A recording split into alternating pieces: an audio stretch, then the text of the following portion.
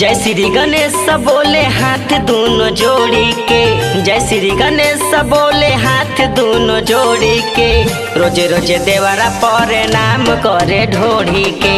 रोजे रोजे देवारा पर नाम करे ढोड़ी के।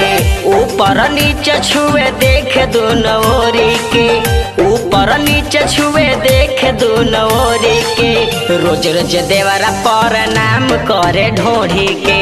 रोज रोज देवारा पर नाम करे ढोड़ी के।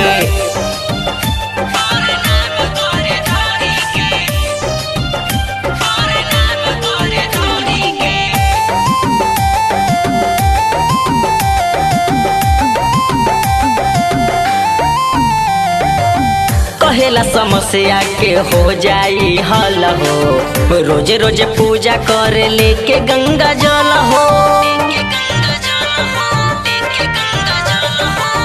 कहेला समस्या के हो जाई हल हो। रोज रोज पूजा करे लेके गंगा जल हो।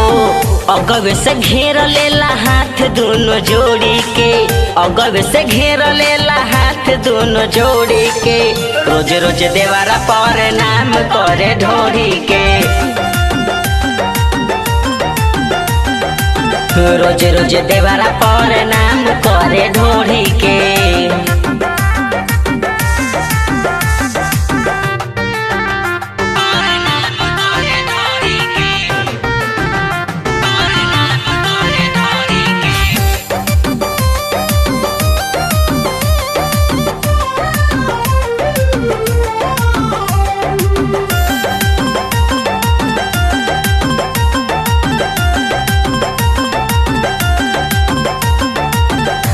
गोद गोद जब दीना नीरज छुए हो। जेपी राजा जब ऊपर हमर टोवे हो।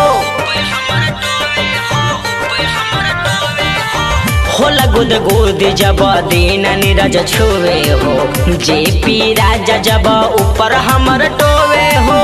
रोजे फोड़ देता दोनों हाथ चूड़ी के। रोजे फोड़ देता दोनों हाथ चूड़ी के।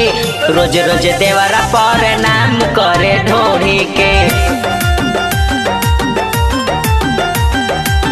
रोज रोज देवारा पर नाम करे ढोड़ी के।